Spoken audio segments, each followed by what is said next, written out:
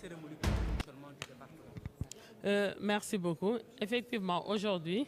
je viens présider l'atelier portant partage de notre lettre de politique sectorielle de développement sur lequel toutes nos actions qui devront être déroulées au courant de ce quinquennat seront articulées. Et pour rappel, on avait déjà élaboré et adopté une lettre de politique sectorielle et de développement depuis 2025, janvier 2025, mais c'était sous l'ancien attelage gouvernemental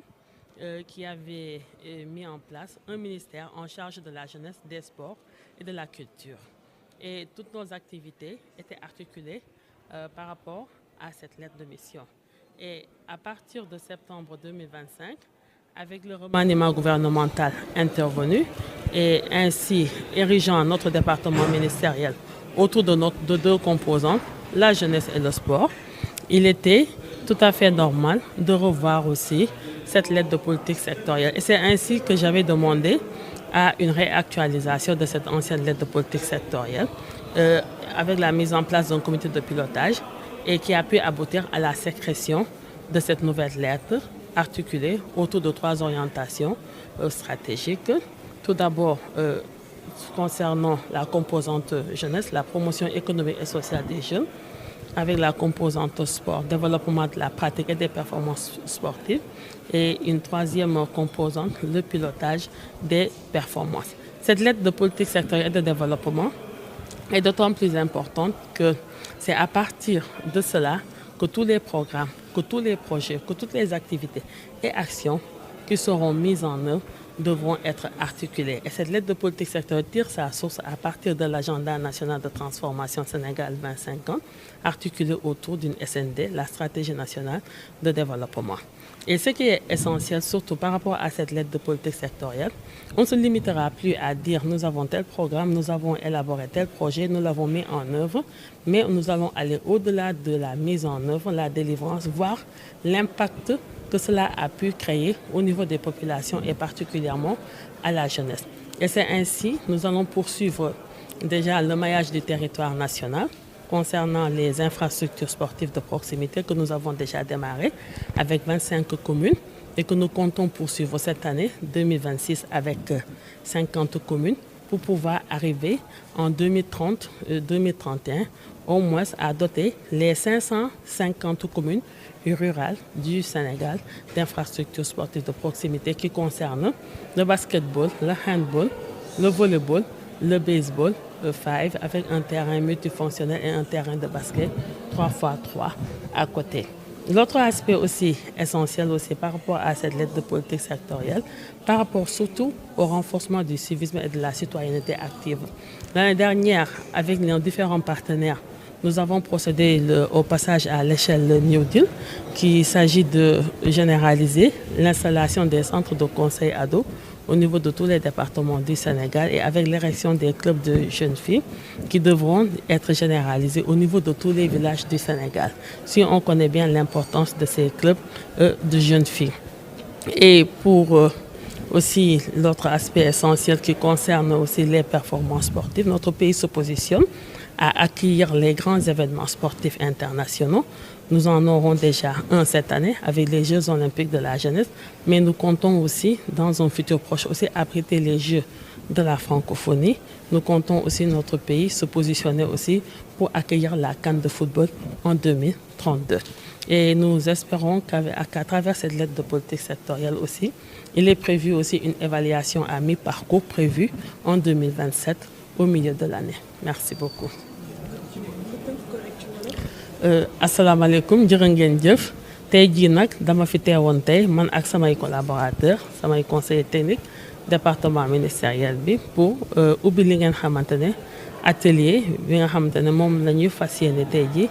waxtaanee suñu lettre de politique sectorielle de développement lettre boobu nag mooy li nga xamante ne ci la ñu fas yéene sukkandiku pour mission bi nga xamante ne moom la ñu dënk ci suñu ministère bi ni jeunesse et sport ñu mun ko doxal ñu mun ko wëyal mu am cohérence am itamit une bonne articulation lettre bi nag du tey lañ ciy tey lañ ko am amoon nañu lettre ba pare depuis 2025 janvier 2025 mais boobu dafa fekkoon ñu nekkoon ministère de la jeunesse des sports et de la culture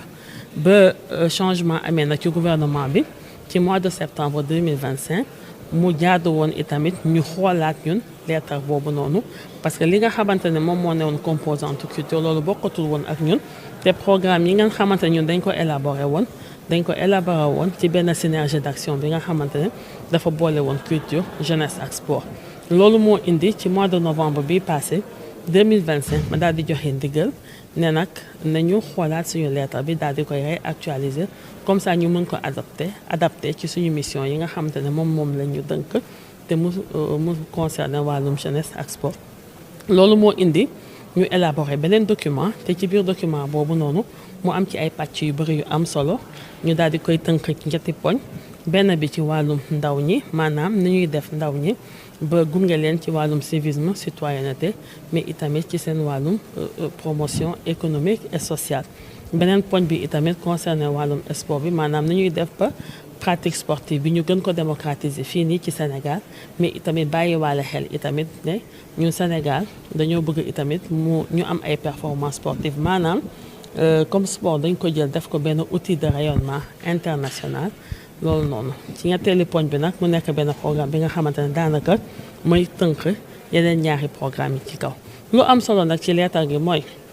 dafa am benn liggéey bi nga xamante ne dañ koo tàmbali te loolu liggéey boobu noonu ci agenda national bi la ko président de la république tënkee mooy dafa bëgg fépp fu sénégalais nekk rawatina ab ndawu Sénégal foo munti yeewoo fii ci Sénégal njaay nga mën a am accès à la pratique sportive loolu moo indi ñun ñu tàmbali woon ci 2025 bi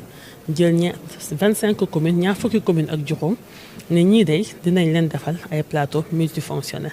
lu mel ni basketball handball volleyball baseball 5 parce que dafa nekk ay sport collectif dafa nekk ay sport communautaire dafa nekk ay sport yi nga xamante ne xale bi mën na ci tàggat yaramam mais itamit mën na ci jàngale lu bëree bëri beneen solo si lettre bi am itamit